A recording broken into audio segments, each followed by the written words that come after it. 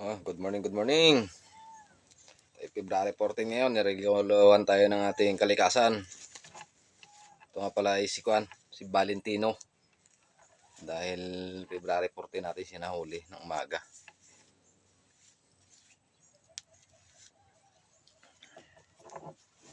Ang ganda nyo mga kabundok, pogi. Tsaka hindi siya ganong mailap. Maamo siya. Tsaka parang sanay sa tali. Pag hinahawakan mo yung paa, talagang tumitiko. Kanina natin nahuli ito mga idol. February 14 ng umaga. Ngayong araw. Kaya si Valentino ang papangalan natin sa kanya. Valentino.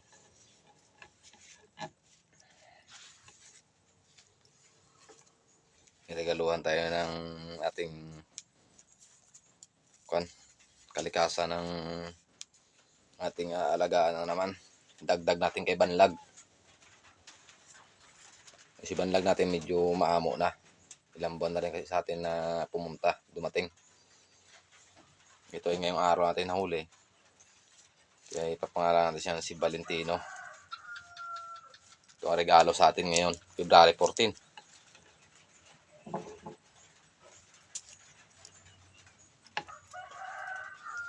So ang ganda ng kulay niya mga idol. Parang may pagkalasak na pula sa dibdib. Tsaka sa pakpak naman, may pagkalasak din. Ito yung mukha niya mga idol.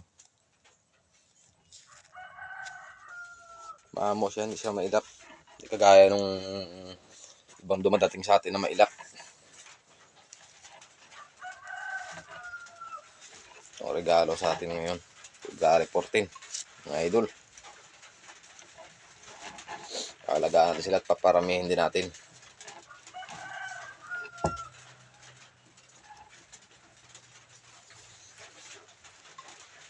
Dalawa na yung ating dito, ampon sa bahay.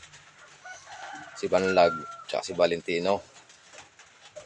Si Banlag sa atin ay nasa 4 months ata.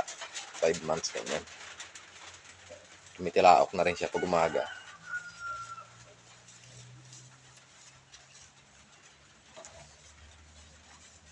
Siya galong mailap. Kagaya ng iba pag hinawakan mo, pumapalag agad. Siya hindi. Parang sanay na sanay gumagalaw yung pag hinihimas mo siya.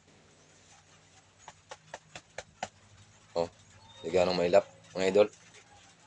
Parang sanay sa tao.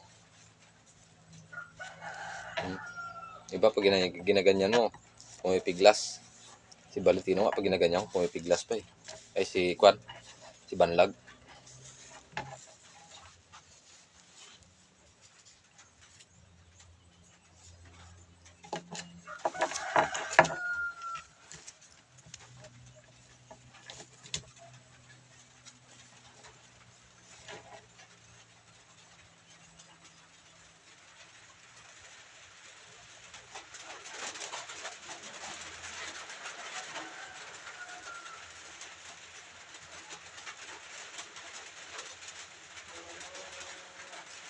Haba na rin tayo dyan mga idol. Mga sa isang taon na rin siya. Mga isang taon na. Sa isang taon na yung ganitong edad ng wild chicken.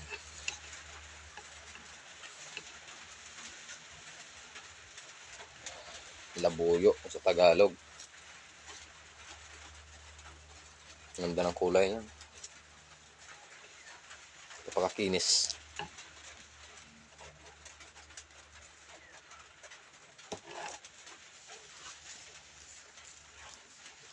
Si Valentino. Kaya mga idol, kukunin ko si Banlag.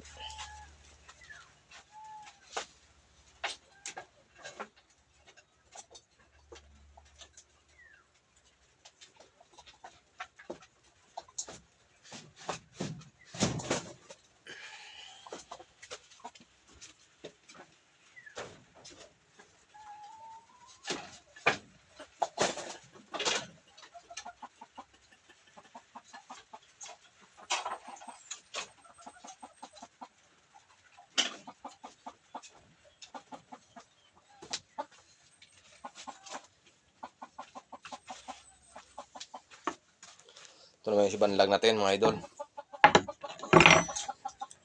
Bata pa. Pero ito yung maamo na. Tignan nyo yung mata niya kabila mga idol. Kulay puti.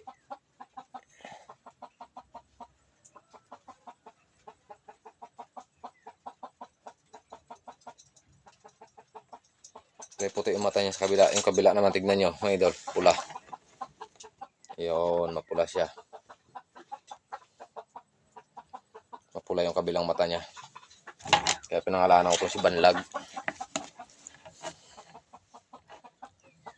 Hindi na rin gaano. Sanay na rin si Banlag ganyan-ganyanin. Nasa 5 months na to sa atin mga idol. Si Banlag. Ilang beses na rin nakawala dito kaso lang di lumalayo. Dito lang talaga sa palibot. Nakaraang linggo ata yun nakawala ito. Nakalabas sa kulungan. Hindi naman lumayo. Dito lang, paikot-ikot. Pagdating ko, dito lang. Hindi siya naglayo.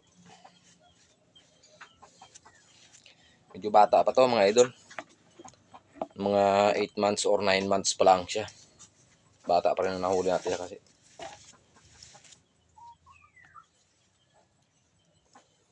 Puti. Kabila, pula. Oh. Pula siya sa kabila. Tingnan niyo mga idol ha. Puting-puti. Oh, di ba? Puting-puti. Kaya si Banlag ang ginawang pangalan sa kanya. Kaya lang mga idol, paki-like and share lang po ang ating mga video.